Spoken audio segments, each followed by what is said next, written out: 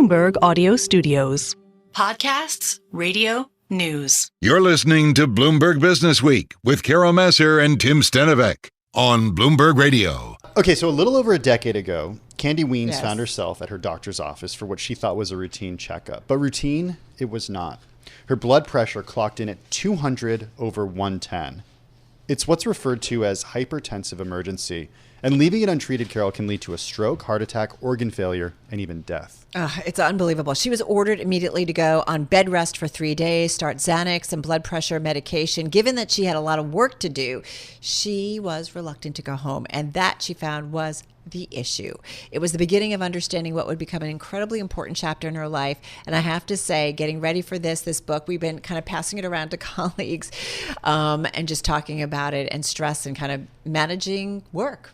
Well, we got Dr. Kandi Wiens with us right now. She's senior fellow and director at the Master's in Medical Education program at the University of Pennsylvania. She spent many years since then researching burnout and stress resilience.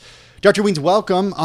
Before we get to that doctor's appointment that was so pivotal in your life, take us earlier to your childhood, because you've got a really interesting story and it's certainly related to your book.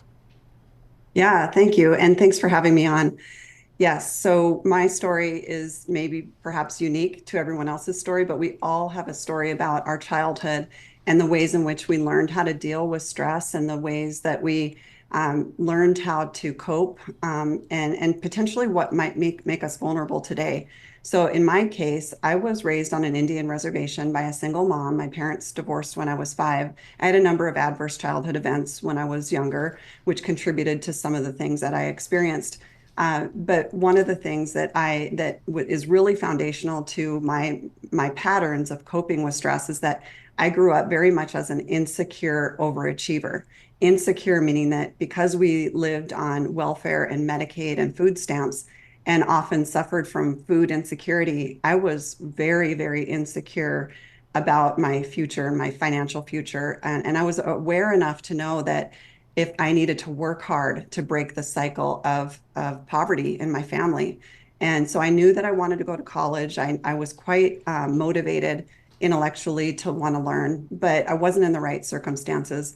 Long story short, I moved in with my dad when I was 12 and the conditions changed. I went from getting almost F's in school because I wasn't in the right environment to getting straight A's living with my dad. And so that started another pattern for me, which was this need for external validation. You know, I really, I thrived getting recognition for the hard work that I was doing. I learned that the harder I worked, the more I got recognized for my work.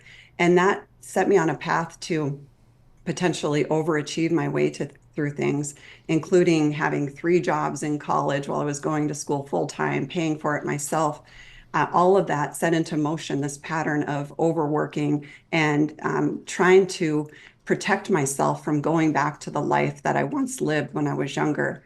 So that's all of what kind of contributed to this workaholic kind of approach that I had to work.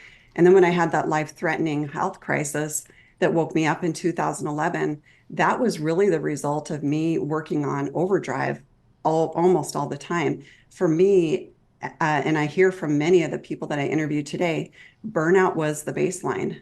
We didn't use the word burnout a whole lot back in the 90s and early 2000s, but I think that's what I was experiencing. I just wasn't aware exactly what it was and what it was doing to me. You know, it's interesting. We live in a culture, and I feel like I grew up in a family where it was like, yeah, work hard. That's what it's supposed to be at. You're a workaholic. It's a good thing. Like, I feel like it was like that was the thing until like a few years ago. Well, that's a really good point, right? And I do wonder. You know, we thought with COVID that maybe we were thinking balance. Yeah, look at what we can do. We can actually have a better life. I want to get to what, you know, part of your title is about emotional intelligence and helping us out when it comes to being burned out. What exactly is emotional intelligence? Yeah, emotional intelligence is a set of competencies that have to do with our awareness of ourselves, mostly our emotional self-awareness, but includes other awareness aspects. The ability to regulate or manage ourselves, our behaviors, our thoughts, our emotions, as well as our ability to understand the social environment that we work in. Like, so for example, understanding the politics of the team that I might be working on or within my organization, but it's also being able to work very effectively in that social or in that political environment. So it's self-awareness, self-management, and then social awareness and relationship management. What about the idea of, I don't know, perfection being the enemy of good? Like the idea that Yeah. when something is done, it's done. And I think that that's what a lot of people struggle with at the workplace, I think is, and it really can burn people out because it takes so much time and energy, is these incremental changes that are not that important to a certain project that people are working on. Yeah, so perfectionism is one of the traps that I write about. I write about a number of self-inflicted stress traps, also known as thinking traps, or in the sciences, we call them cognitive distortions. It's meaning that we think about something that causes us to overwork or causes us to put more effort into something than we need to. Perfectionism is one. Imposter syndrome is another. Having overly high expectations of ourselves, having overly high expectations of other people, even being overly engaged in our work. All of these things are stories or assumptions that we operate under and that cause us to feel more stress or amplify the stress that is caused by whatever we're experiencing and sets us up to be prone for burnout. What's the balance though? Because man, you're going to have, first of all, media is a stressful industry. The clock is ticking. You got to hit deadlines. It's just the way it is. Stuff is thrown at you last minute or news develops and you just got to kind of roll with it. I would say that there's a fair amount of us who kind of thrive on that. And that's part of the fun of the industry. Having said that, what's the balance between a stressful situation that leads to burnout to, yeah, you're going to have days where you're stressed and that's just part of a job and a work life. Yeah. So how do you kind of get your head around what's good and what's bad? Yeah, in professions like yours where you have pretty much high intensity almost all the time and a lot of things coming at you unexpectedly, that those type of jobs do require quite a bit of recovery time.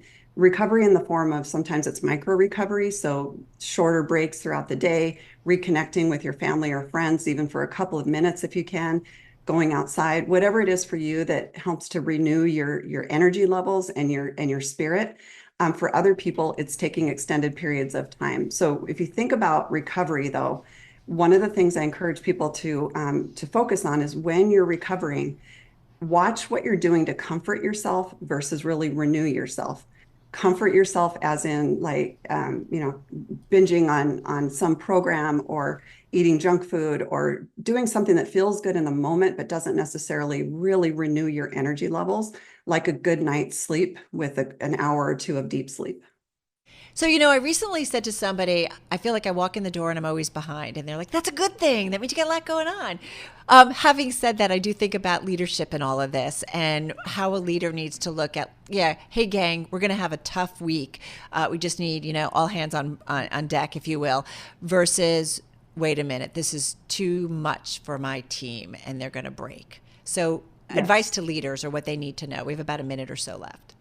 Yeah, I call it the sweet spot of stress. We all need to know what our personal sweet spot of stress is. And for a leader, recognize for the team, how much can we push the team to really perform under intense conditions without them slipping over into the distress zone where it's going to negatively affect their performance. So it means tuning into your employees, having open conversations around stress levels are going to escalate in these high intensity periods. And we're going to take recovery breaks together. We're going to do things to support each other so that we don't all slip into distress at the same time and potentially burn out. Hey, Dr. Wiens, we do have time for one more question. Yeah. What's your strategy? I mean, what do you do? How are you going to, decompress after the workday this weekend? Oh, that's a great question. Yeah. So I haven't seen my son for a couple of days. He's been busy with soccer and school. And even though I've had a lot going on, I am just so excited to see him and hug him. Honestly, like that's one of the things that renews my spirit. And just being able to look him in the eye and hear about his week, that to me, it reminds me of why I do the work that I do and helps me just really renew my spirit. Tim and I were just talking and we said that's the one thing, like in the middle of a day, if like all of a sudden, your kid calls or there's pictures or something you look at, like it really kind of recharges you in a big way. Nice reminder of like the really important stuff out there. Yeah, exactly. Absolutely. You gave us some great perspective. You gave us some great things to think about as we go into the weekend. Dr. Wiens, thank you so much. Dr. Kandi Wiens, Senior Fellow and Director of the Masters in Medical Education program at the University of Pennsylvania, joining us there from Philadelphia. Her new book, it is called Burnout: Immunity: How Emotional Intelligence Can Help You Build Resilience and Heal Your Relationship with Work.